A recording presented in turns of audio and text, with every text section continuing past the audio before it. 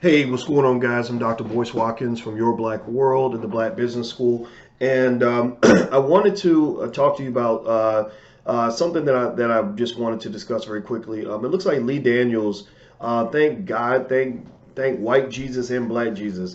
Lee Daniels' show Star apparently is not going to be picked up anywhere by anybody.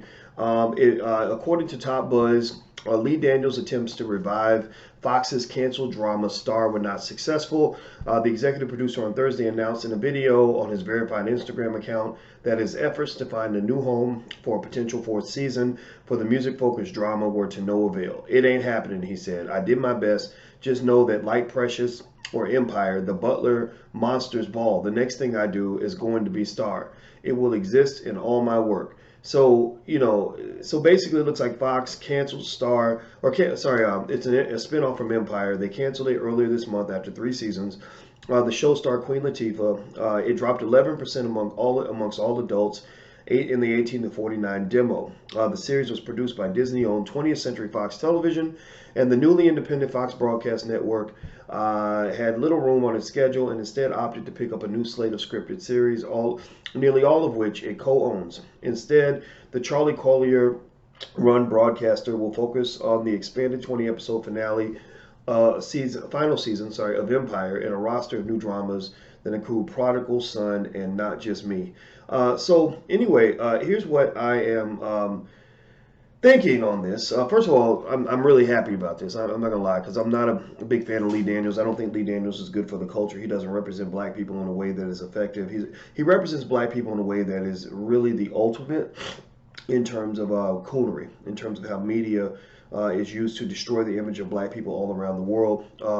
If you look at these movies, these shows that he's responsible for, you got Precious, which was about the most depressing movie you've ever seen. It really, the show, or excuse me, that movie is kind of the product of a really dysfunctional mind, a person who has a very interesting worldview based on the fact that he has lived a really crazy life. And if you really want to understand Lee Daniels, go read his bio, read his Wikipedia page, read anything you can find about him, and he tells interesting stories about. I think he described his sister as a overweight crack addict or something. He mentions his boyfriend, I think, who was Jewish and white, which that's how you get into Hollywood. Gay, Jewish, white. You hit the trifecta, honestly, because that's kind of what runs Hollywood. And he mentioned that I think he said his niece and nephew, who he adopted or something, they read Anne Frank 3 times but never read Roots. That he said it proudly. It was very weird. And then there was this weird story about wanting to sleep with as many men as possible so that he could catch HIV and die or something. Which I just very strange things that come out of this man's mind that really were interesting. And if you look at his films kind of reflect that.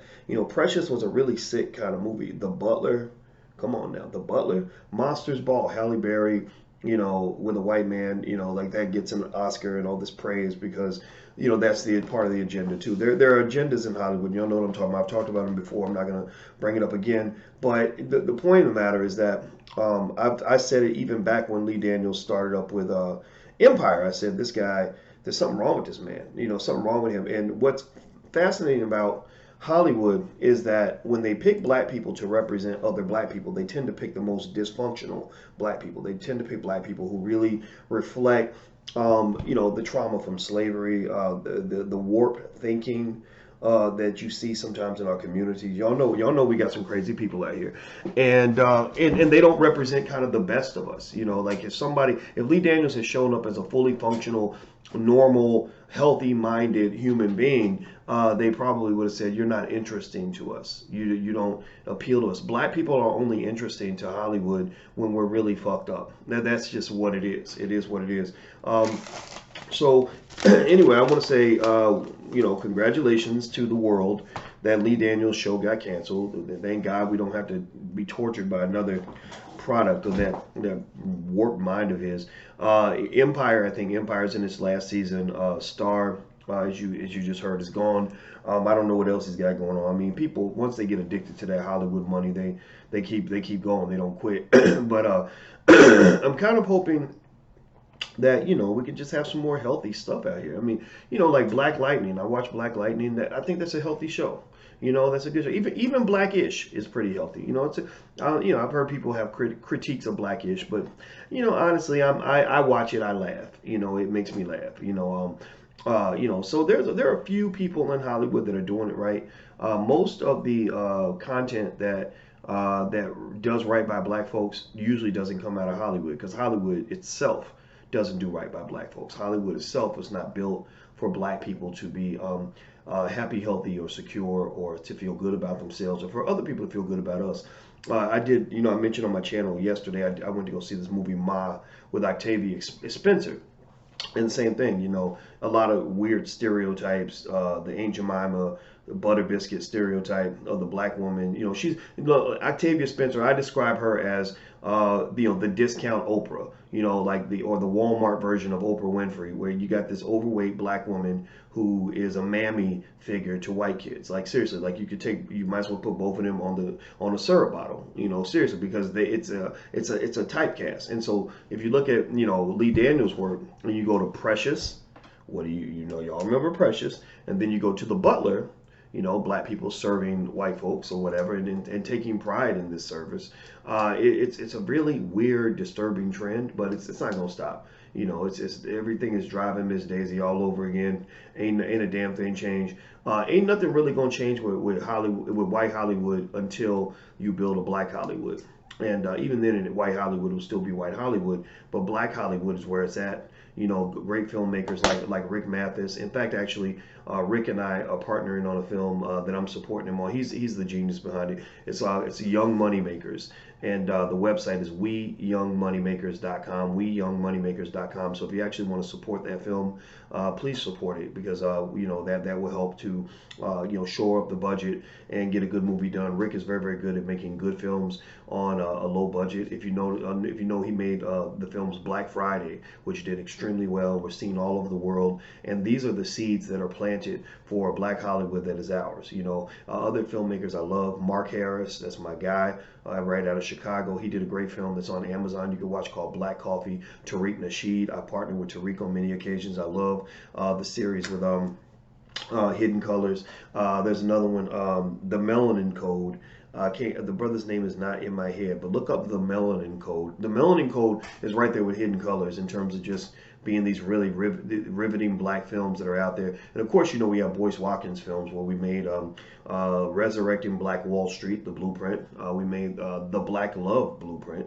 We also made Democracy, a Black American horror story, and a lot of good films that are out there. So there's a lot of black folks that are really doing the damn thing. Director Dorian Chandler is just an extraordinary director. There's just lots of really talented people, and I personally think we should support the healthy stuff, or the stuff that at least reflects blackness in a way that makes sense, that's fair. Lamar and Ronnie Tyler, they did I can't remember the name of their movie. I was in the damn thing. I should remember the name of it.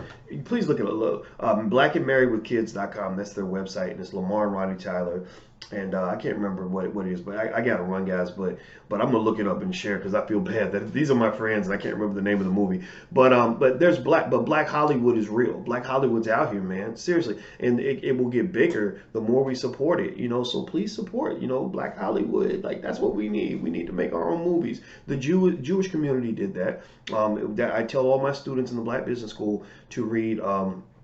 How the Jews Invented Hollywood is a book written by a Jewish man, and he gives the details of how they went from this oppressed, ostracized, marginalized community in Eastern Europe to being people that were discriminated against in the United States, couldn't go to white people's schools, couldn't go to join white people's clubs, couldn't get jobs working for white people. So they built their own schools, they built their own clubs, they created their own employment, right? And now they have this $1 trillion industry. So black people can do the same damn thing, because after all, we got this melanin, man. Ain't nothing we can't do. We survived slave ships. You survive all that. Slave ships, Jim Crow, mass incarceration. We survived all of that.